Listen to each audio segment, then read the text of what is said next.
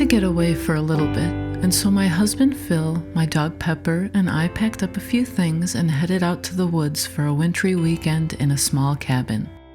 Getting there was rough with pockets of whiteout driving conditions, but absolutely beautiful. It was a big relief getting there and being able to settle in, though. It's good to interrupt the routine with a new setting and to get closer to nature, to see how other people live, see how much snow they contend with. Farmland, old barns, vast open spaces, and towering forests of old pine. I love it all so much. I want 2026 to be different. This is the year I start making my own art a priority. It took me 39 years to become a full-time creative artist. I reached this goal 1 year early, too. I'm very proud of that.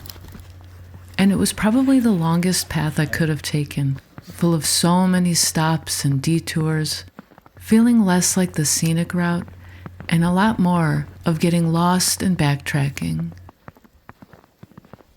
You see, I was always an artist, but while I spent my nights and weekends working on my passion, the bulk of the week was spent at a desk filing legal paperwork or moving construction equipment around with a forklift, or nannying, plus hours every week commuting.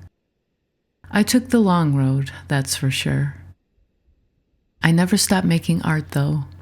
I never stopped expanding my skills and developing my style, and mainly believing I could, even if someday felt a million miles away. I'm 40 now, and I have my sights set on the ultimate goal, which is to be a fully self-employed artist.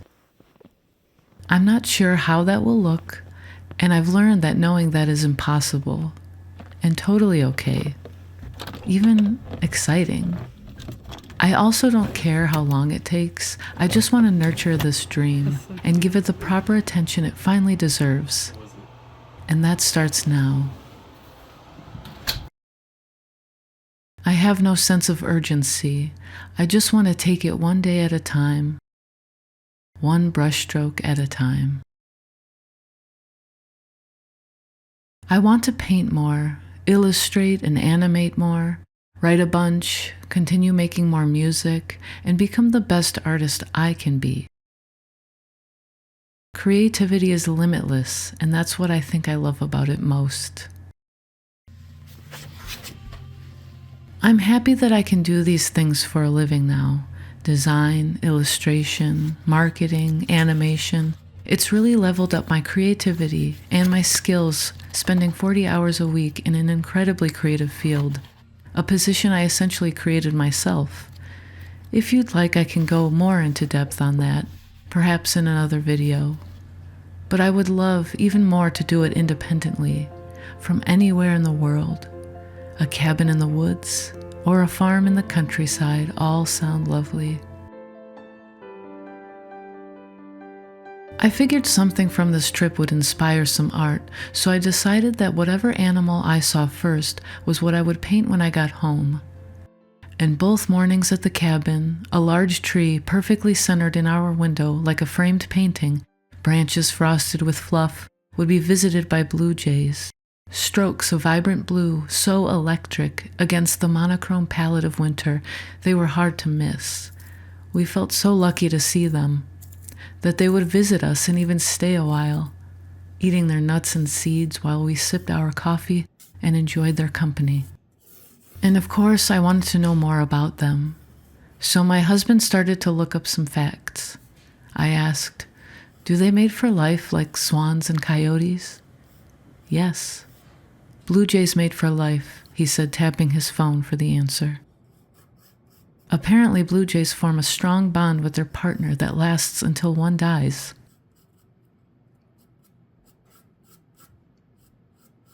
"90% of birds are monogamous. I learned that too. The average lifespan of a blue jay is around 7 years. The oldest known wild banded blue jay was at least 26 years, 11 months old when it was found dead after being caught in fishing gear. How much longer could it have lived? Can you imagine?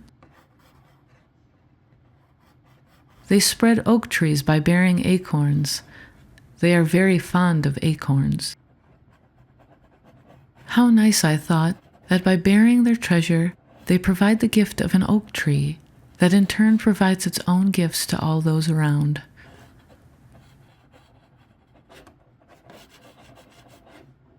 The black bridle across the face, nape, and throat varies from bird to bird and may help blue jays recognize one another. Then my husband says, "Did you know that blue jays aren't blue?" After my initial surprise, my mind started to wonder, if blue jays aren't blue, what else is nature tricking us about?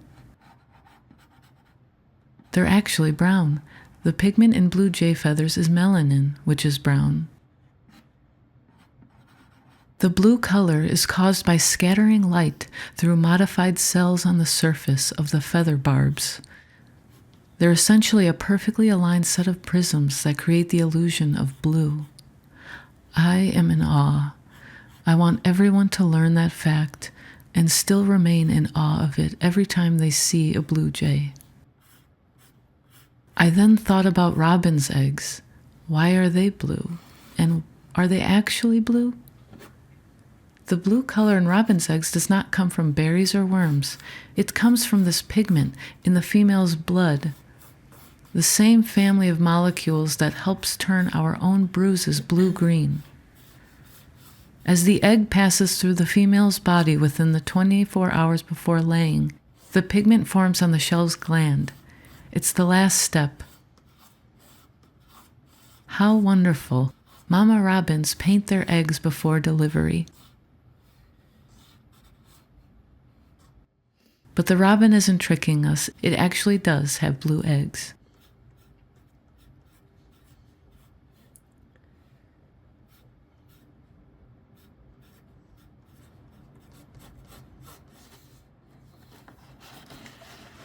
How lovely nature is. How many interesting stories are out there about the color blue, or brown pretending to be blue. How full of awe and wonder it leaves us.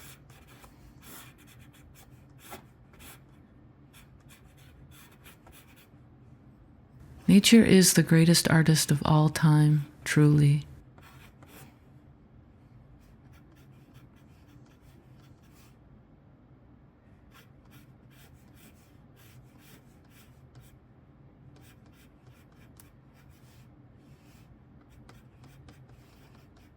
Going away for a weekend can kickstart a new outlook.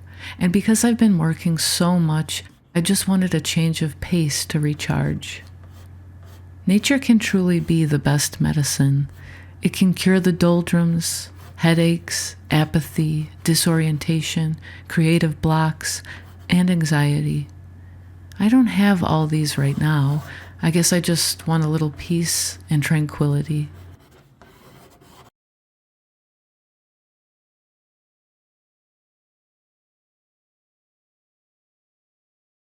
I love snow. I love waking up early before anyone else, leaving the first human steps. The quiet is so quiet up here. Sometimes being snowed in is just the lovely excuse to rest, to not have a list of to-dos, and to just be. I read, like really read, no audiobook while multitasking, but an actual physical book. We played Scrabble and Blockus. I had meal prepped ahead of time, so we heated up turkey chili and mac and cheese for dinners, and egg, bacon, and cheese sandwiches for breakfast, which, if you didn't know, taste even better in a snowy winter cabin. We had coffee in bed. Pepper was so happy once we got settled in. She cuddled with us any time we were inside, and eagerly awaited adventure outside, like me. She's a real snow bunny. She loves to find the highest point in the snow to wade through, and then would break out in happy hops and frolic around. She seemed to delight in going away too. Dogs know and feel everything we do.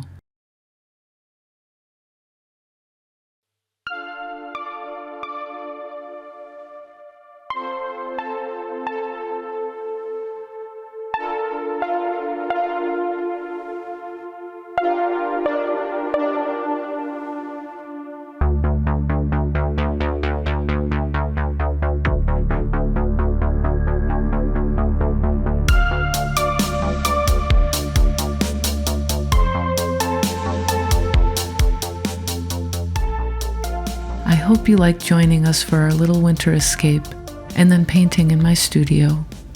I'm home now, making sure I take care of my own birds. Looks like the snow followed us home. How do you wind down? Are you making time with nature? How do you reset? It's a new year. Let's make as much art as we can in 2026 and see where that takes us. I'll always have what the cabin and the Blue Jays gave me. Cheers.